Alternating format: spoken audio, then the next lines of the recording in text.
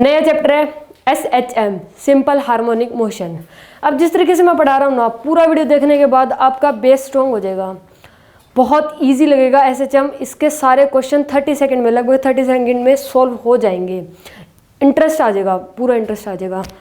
ठीक है, तो स्टार्ट करते हैं SHM, सिंपल हार्मोनिक मोशन।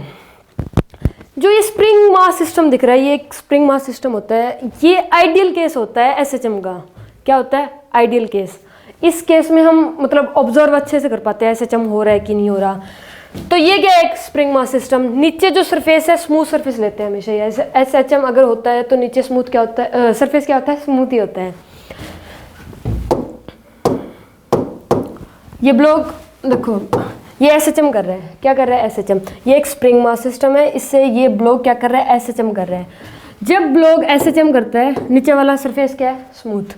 जब ब्लॉक SHM करता है तो 3 पोजीशन बन जाती है। क्या बन जाती है? 3 पोजीशन। ये इधर वाली होती है राइट, इधर वाली होती है मीन, और इधर वाली कौन सी होती है? Left. Right extreme position, mean position and left extreme position. इधर वाली होती है राइट एक्सट्रीम पोजीशन, बीच वाली मीन पोजीशन और इधर वाली लेफ्ट एक्सट्रीम पोजीशन। डन। अब सुनो, जब ये ब्लॉक अपनी एक साइकिल कंप्लीट करेगा, एक साइकिल कैसे? जब ब्लॉक मीन से राइट एक्सट्रीम पोजीशन जाएगा, राइट एक्सट्रीम पोजीशन से वापस मीन, मीन से लेफ्ट और लेफ्ट से वापस मीन, तो इसकी एक साइकिल कंप्लीट हो जाएगी। क्या हो जाएगी? एक साइकिल कंप्लीट। जब ये ऐसे कर लेगा, मीन से राइट, राइट से मीन, मीन से लेफ्ट, लेफ्ट से मीन, तो इसकी एक साइकिल क्या हो जाएगी? कंप्लीट। क्या हो जाएगी? एक साइकिल कंप्लीट। तो इस एक साइकिल का जो टाइम पीरियड है वही फाइंड करना है। एक साइकिल कंप्लीट करने का टाइम पीरियड कितना होता है SHM के केस में, यही हमें बताना है। तो जो साइंटिस्ट लोग थे उन्होंने एक्सपेरिमेंटली ये ऑब्जर्व किया कि जो टाइम पीरियड होता है एक साइकिल कंप्लीट करने में जो टाइम लगता है, जो टाइम पीरियड है एक साइकिल के कंप्लीट होने का टाइम पीरियड है, वो √m के क्या है? डायरेक्टली है। क्या है? √m के डायरेक्टली। मतलब अगर हम m की वैल्यू यहाँ पे कितनी करते हैं? 4 करते हैं। m की वैल्यू अगर हमने 4 पुट कर दी तो टाइम पीरियड कितना आ जाएगा? 2 टाइम्स। कितना आ जाएगा? 2 टाइम्स। अगर 4 नहीं करी, 9 कर दी, तो टाइम पीरियड कितना आ जाएगा? 3 टाइम्स। कितना आ जाएगा? 3 टाइम्स।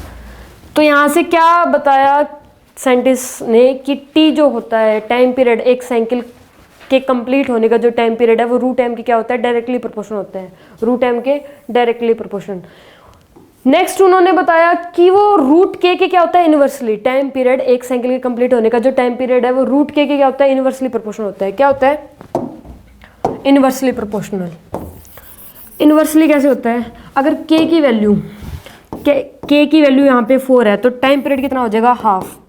कितना हो जाएगा? हाफ। अगर k की वैल्यू 9 है, k की वैल्यू 9 है तो टाइम पीरियड कितना हो जाएगा? 1/3। कितना हो जाएगा? 1/3। ये बताया गया। इन दोनों को फिर मिला दिया तो t डायरेक्टली हो जाएगा √m/k के। t directly proportional √m/k।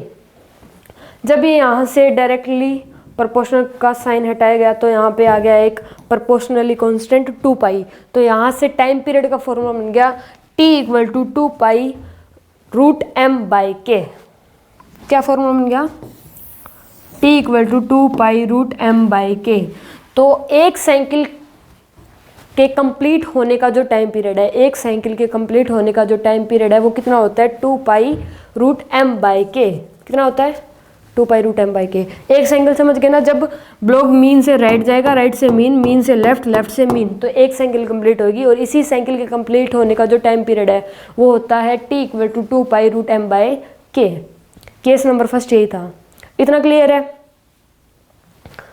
ठीक है। अभी तक हमने क्या सीखा कि ये ब्लॉक क्या कर रहा है? SHM कर रहा है। और इस ब्लॉक की जो एक साइकिल कंप्लीट होने का टाइम पीरियड है वो कितना है? 2π √m/k। कितना है? 2π √m/k। अब ये जो ब्लॉक SHM कर रहा है ये हॉरिजॉन्टल प्लेन पे कर रहा है। कौन से प्लेन पे कर रहा है? हॉरिजॉन्टल प्लेन में। अब इस स्प्रिंग मास सिस्टम को वर्टिकली रख दिया। क्या रख दिया? वर्टिकली। तो अब इसके टाइम पीरियड क्या होगा? अब इसका टाइम पीरियड कितना होगा ये बताना है। इसको क्या रख दिया? वर्टिकली रख दिया स्प्रिंग मास सिस्टम को। तो नीचे एक एक्सटर्नल फोर्स क्या लग रहा है? mg। क्या लग रहा है mg। तो mg लगने पर इसका टाइम पीरियड बताना है। अगर इसको वर्टिकली रख दिया स्प्रिंग मास सिस्टम को तो टाइम पीरियड कितना होगा बस ये बताना है। तो टाइम पीरियड उतना ही रहेगा 2 पाई रूट m बाई के। टाइम पीरियड पर कोई चेंज नहीं आएगा, टाइम पीरियड उतना ही रहेगा। ये mg पर डिपेंड नहीं करता, ये डिपेंड करता है m और k पर। तो टाइम पीरियड पर कोई इफेक्ट नहीं आएगा, टाइम पीरियड उतना ही रहेगा 2 पाई रूट m बाई के। ठीक है, अब इसको उल्टा कर दिया, इसको क्या कर दिया, उल्टा कर दिया।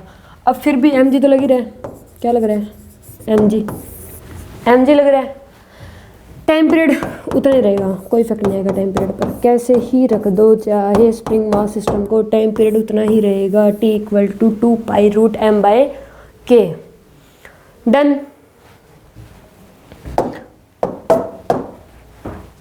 अब केस नंबर 4, ये क्या है, इंक्लाइंड प्लेन है। क्या ये इंक्लाइंड प्लेन, यहाँ पर स्प्रिंग मास सिस्टम को रख दिया ऐसे, इंक्लाइंड प्लेन पर स्प्रिंग मास सिस्टम को रख दिया। तो अब इसका टाइम पीरियड कितना होगा, same 2 pi root m by K. No effect on time period, कोई इफेक्ट नहीं आएगा। थीटा पर डिपेंड नहीं करता, ये करता है डिपेंड सिर्फ मास पर और स्प्रिंग कांस्टेंट पर। तो टाइम पीरियड उतना ही रहेगा 2 पाई रूट m बाई के। ठीक है, चाहे इंक्लाइंड प्लेन पे हो, चाहे वर्टिकली हो, चाहे उल्टा हो, चाहे हॉरिजॉन्टल हो, टाइम पीरियड उतना ही रहता है। अब ये क्या है, एक एक्सेलरेट कर रहा है, ये क्या कर रहा है, एक्सेलरेट कर रहा है, तो भी टाइम पीरियड पे कोई इफेक्ट नहीं आएगा। No effect on time period. Elevator में ये स्प्रिंग मास सिस्टम लगा दिया और इसे एक्सेलरेट करवा दिया ऊपर, तो टाइम पीरियड पे कोई इफेक्ट नहीं आएगा, टाइम पीरियड फिर भी उतना ही रहेगा 2 पाई रूट m बाई के। ठीक है, तो यही मतलब है कि SHM जब होएगा तो उसकी एक साइकिल कंप्लीट करने में जो टाइम पीरियड लगेगा वो उतना ही लगेगा 2 पाई रूट m बाई के। चाहे वो इंक्लाइंड प्लेन पे हो, चाहे उल्टा हो, चाहे वर्टिकली हो, चाहे हॉरिजॉन्टल हो, चाहे एक्सेलरेट कर रहा हो, no effect on time period. कितना रहेगा, 2 pi root m by K. Done. अब सुनो केस नंबर 6। इसमें ये एलिवेटर एक और इसमें ये स्प्रिंग मास सिस्टम है और अब इसको नीचे लेके जा रहे हैं, नीचे एक्सेलरेट कर रही है। तो चाहे नीचे करो चाहे ऊपर एक्सेलरेट करो, टाइम पीरियड तो सेम ही रहेगा। कितना रहेगा, 2 पाई रूट m बाई के, सेम ही रहेगा टाइम पीरियड। ठीक है, चाहे ऊपर लेके जाओ, जो पहले केस नंबर 5 किया था उसमें क्या एक्सेलरेशन ऊपर हो रही थी, इसमें क्या हो रहा है, एक्सेलरेट नीचे हो रहा है। तो टाइम पीरियड तो उतना ही रहेगा, चाहे ऊपर जाए चाहे नीचे जाए, कोई फर्क नहीं पड़ता। केस नंबर 7, एलिवेटर दे दिया, इंक्लाइन प्लेन भी दे दिया, थीटा पर डिपेंड तो करता ही नहीं है, मैंने पहले बता दिया। अब इतना सारा मिला के दे दिया, कोई फ़ायदा नहीं है, टाइम पीरियड उतना ही रहेगा चाहे कुछ भी हो। टाइम पीरियड कितना रहेगा, 2 पाई रूट m बाई के। इसके ये एलिवेटर दे दिया, ये ऊपर जा रहा है और इसके अंदर क्या है, इंक्लाइंड प्लेन है और उस पर ये क्या है, स्प्रिंग मास सिस्टम रखा हुआ है। तो अब टाइम पीरियड कितना रहेगा, उतना ही रहेगा, कुछ डिपेंड नहीं करता। ये सारे क्वेश्चन अलग अलग जगह थे, तो जब इन्हें देखा गया तो सबका टाइम पीरियड सेम ही था, तो सबको एक साथ ही कर दिया एक, ताकि इजीली समझ आ जाए। क्योंकि टाइम पीरियड सिर्फ मास पे और के पे ही डिपेंड करता है और बाकी किसी भी चीज़ पे नहीं करेगा, ना mg पर करेगा, ना चाहे ये एक्सेलरेट कर रहा है ऊपर की तरफ तो भी नहीं करेगा, चाहे ये इंक्लाइंड प्लेन पे हो, थीटा पे भी डिपेंड नहीं करेगा। टाइम पीरियड सेम ही रहेगा, कितना, 2 pi root m by K. Done. अब सुनो केस नंबर 8। केस नंबर 8 में क्या है, एक स्प्रिंग मास सिस्टम। इस ब्लॉक पर एक चार्ज, इस ब्लॉक पर एक चार्ज है Q का, किसका चार्ज है, Q का, और इलेक्ट्रिक फील्ड अप्लाई कर दिया नीचे की तरफ। क्या कर दिया, इलेक्ट्रिक फील्ड अप्लाई कर दिया नीचे की तरफ। तो नीचे क्या लग जाएगा, QE। क्या लग जाएगा, QE। और क्या लगता है, mg तो लगता ही है, सबको ही पता है। तो इस स्प्रिंग मास सिस्टम पे, इस ब्लॉक पे 2 एक्सटर्नल फोर्स लग रहे हैं, 2 एक्सटर्नल फोर्स लग रहे हैं। तो इसका टाइम पीरियड बताने हैं, तो सिंपल सी बात उतना ही रहेगा, 2 पाई रूट m बाई के। कोई इफेक्ट नहीं आएगा। हालांकि इस पे 2 लग रहे हैं तो ऐसा माइंड में आता है कि टाइम पीरियड में कोई चेंज आएगा, लेकिन ऐसा नहीं है, टाइम पीरियड उतना रहेगा 2 pi root m by k। ठीक है, अब सुनो केस नंबर 9। ये एक ब्लॉक है, ये पैरेलल में कनेक्टेड है। किस में कनेक्टेड है? पैरेलल में। तो पहले इसका k इफेक्टिव निकलेगा, कितना आएगा? k1 plus k2, k1 plus k2, ये क्या आ गया? k effective. अब यहाँ से टाइम पीरियड की वैल्यू क्या आ जाएगी? 2 pi root m by k की जगह बस ये पुट कर देंगे, k1 प्लस k2। ठीक है, अब ये पैरेलल में क्यों कनेक्टेड है? सुनो, जैसे मान लो इस ब्लॉक को हमने यहाँ से लेके यहाँ तक 1 सेंटीमीटर खींचा, क्या करा? यहाँ से लेके यहाँ तक ले इस ब्लॉक को। ठीक है, तो ये जो स्प्रिंग है ये भी 1 सेंटीमीटर खींचेगा और ये भी 1 सेंटीमीटर ही खींचेगा, दोनों सेम ही खींचेंगे, ये भी 1 सेंटीमीटर और ये भी 1 सेंटीमीटर। दोबारा सुन लो, अगर इस ब्लॉक को हमने 1 सेंटीमीटर खींच दिया तो ये स्प्रिंग भी 1 सेंटीमीटर खींचेगा और ये स्प्रिंग भी 1 सेंटीमीटर ही खींचेगा, दोनों सेम ही डिफॉर्म करेंगे। ठीक है, तो टाइम पीरियड तो बस कोई इफेक्ट नहीं आएगा, बस के इफेक्टिव निकालना पड़ेगा, वो जगह k1 plus k2। Time period की वैल्यू होगी 2 pi root m by k1 plus k2। Done. ठीक है,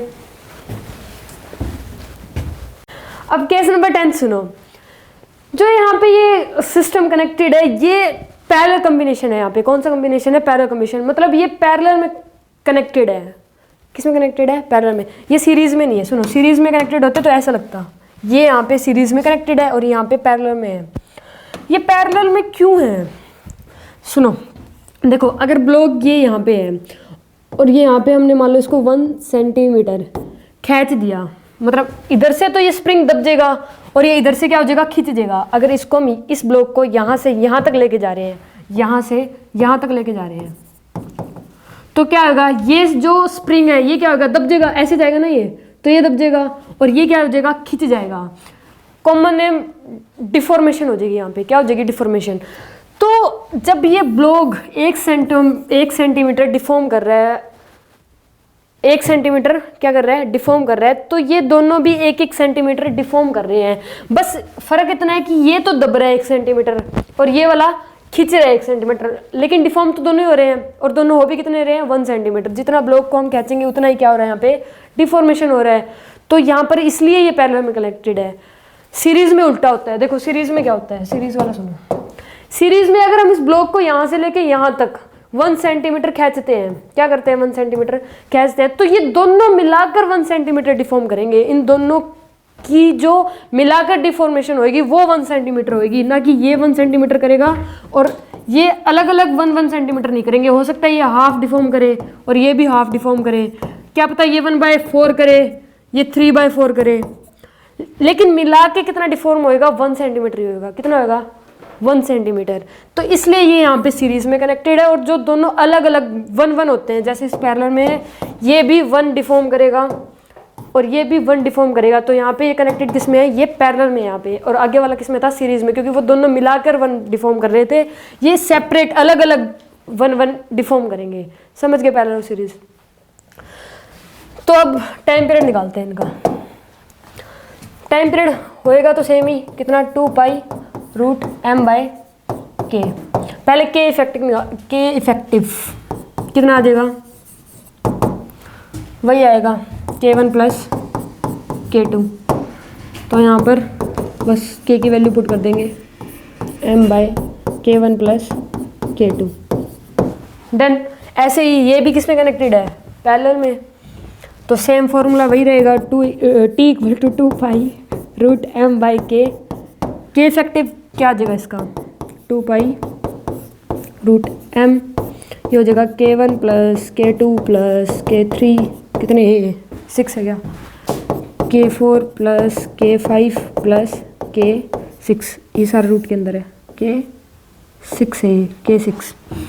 इसमें भी सेम ही हो रहा है। अगर हम इस ब्लॉक को यहाँ से लेके यहाँ तक 1 सेंटीमीटर क्या कर रहे हैं? खींच रहे हैं। क्या कर रहे हैं? 1 सेंटीमीटर खींच दिया, तो ये जो स्प्रिंग है ये 1 सेंटीमीटर दब जाएंगे सारे, और ये जो स्प्रिंग है ये 1 सेंटीमीटर खींच जाएंगे सारे, लेकिन ये भी 1 सेंटीमीटर खींचेगा, ये भी 1 सेंटीमीटर, और ये भी, और ये दबेंगे तो ये 1 सेंटीमीटर, ये 1 सेंटीमीटर, 1 सेंटीमीटर, मतलब डिफॉर्मेशन क्या हो रही है, सबकी 1 सेंटीमीटर ही हो रही है, मिलाकर 1 सेंटीमीटर नहीं, सबकी अलग अलग 1 सेंटीमीटर है। तो यहाँ पर ये किस में कनेक्टेड है, पैरेलल में। Done, okay. पैरेलल वाला सीरीज वाला भी सुनी लो। सीरीज में मैंने बता ही दिया कि अगर इस ब्लॉक को यहाँ से लेके यहाँ तक 1 सेंटीमीटर क्या करेंगे, खींचेंगे, तो ये दोनों मिलाकर 1 सेंटीमीटर डिफॉर्म करेंगे। ये क्या पता हाफ कर दे और ये भी क्या पता हाफ कर दे, लेकिन दोनों मिलाकर 1 सेंटीमीटर करेंगे, अलग अलग 1 सेंटीमीटर नहीं करेंगे। तो इसलिए ये किस सीरीज में कनेक्टेड है, किस में कनेक्टेड है, सीरीज में। इसका के इफेक्टिव क्या हो जाएगा, के इफेक्टिव इसका होता है 1/K1 + 1/K2। सीरीज वाले केस में 1/K1 + 1/K2 होता है। 10th में जो रेजिस्टेंस वाला टॉपिक था उसमें हमने क्या किया था कि अगर रेजिस्टेंस सीरीज में बतानी हो तो वो क्या था, R1 + R2 + R3, और अगर पैरेलल में बतानी हो तो 1/R1 + 1/R2 + 1/R3। लेकिन इसमें उल्टा होता है, यहाँ पे उल्टा हम पढ़ नहीं रहे हैं, ये होता ही उल्टा है। 12th में भी एक टॉपिक है उसमें भी ऐसे चलता है, तो 10th वाला कंसेप्ट हटा दो, ये नए ही है, और इसमें ऐसे चलता है। सीरीज में के इफेक्टिव निकालेंगे तो ये 1/K1 + 1/K2 ही होएगा। ठीक है, तो फॉर्मूला पुट करते हैं, m/K रूट है रे ये, t = 2π, ये हो जाएगा 1/K1 + 1/K2। डन, ऐसे ही नीचे वाला है। अब देखो, अगर इस ब्लॉक को यहाँ से लेके यहाँ तक 1 सेंटीमीटर क्या कर दिया, डिफॉर्म कर दिया, खींच दिया, तो ये सारे मिलकर क्या करेंगे, 1 सेंटीमीटर डिफॉर्म करेंगे, सारे मिलकर करेंगे, अलग अलग नहीं करेंगे। ये सारे मिलकर कितना डिफॉर्म करेंगे, 1 सेंटीमीटर का, जितना हमने ब्लॉक खींचा है उतना मिलकर क्या करेंगे, डिफॉर्म करेंगे। तो इनका के इफेक्टिव क्या हो जाएगा, 1/K1 1/K2 + 1/K3 + 1/K4। फॉर्मूले पुट करते हैं, 2π m/K, तो यहाँ से क्या आ जाएगा, 1/K1 + 1/K2 + 1/K3 + 1/K4। Root में है सारा, ये रूट में सारा। पैरेलल और सीरीज समझ गए दोनों, ठीक है। चलो आगे करते हैं। Case number 14। केस नंबर 14 समझने के लिए एक हथौड़ी की नीड है।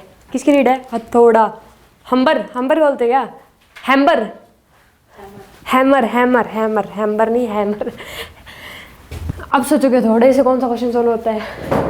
सुनो, हथौड़ा लिया, इस पुली पे मारो, ये पुली है, इस पे मारो, फ़ोन पे ना मार देना, कहीं सच में लेके बैठ जाओ। इस पुली पे मारो, जैसे ही ये पुली पे मारेंगे, जैसे ही हमने हथौड़ा मारा पुली पे, तो ये स्प्रिंग, ये पुली टूट जाएगी। पुली टूट गई तो ये सिंपल केस बन जाएगा। क्या बन जाएगा, ये सिंपल केस, ये एम है, इसका कांस्टेंट के है, और ये ग्राउंड पर रख दिया, सिंपल केस बन गया। सिंपल सी बात है, जैसे ये तोड़ा, ये ऐसे ग्राउंड पर आ जाएगा, और ये क्या बन गया, सिंपल केस। तो इसका टाइम पीरियड निकाल लेंगे सेम फॉर्मूले से, 2π/√m/K निकाल लेंगे, बस के सिंपल ही बन गया। टाइम पीरियड इतना आएगा, 2π/√m/K। ठीक है, 3 पुली है, कितनी पुली है, 3 पुली है। अब हथौड़े कितने चाहिए, 3, एक ही चाहिए, एक से ही तोड़ लेंगे यार, 3 क्यों चाहिए। इसे तोड़ा, इसे भी तोड़ दिया, इसे भी तोड़ दिया, ये बन जाएगा। हमने इसे तोड़ दिया, फिर एक और, फिर एक और इससे क्या कनेक्टेड है, एक ब्लॉक। क्या कनेक्टेड है, एक ब्लॉक। ये K1 ही है ना, K2, और ये क्या है, K3, ये ब्लॉक है एम का। सीरीज में आ गया, जैसे ही तोड़ा, ये ग्राउंड है, ग्राउंड पर हमने इसे रख दिया, और ये क्या आ गई, सीरीज में। सीरीज में पहले के इफेक्टिव फाइंड करते हैं। इनका के इफेक्टिव क्या हो जाएगा, 1/K1 + 1/K2 + 1/K3। ये क्या आ गया, के इफेक्टिव। अब फॉर्मूले पुट कर देते हैं। T equal to 2 pi root M by K होता है, एम 1 बाई के 1 प्लस 1 बाई के 2 प्लस 1 बाई के 3 और ये सारा रूट में है। डन। ठीक है, सारे केस समझ ही हो गया अब।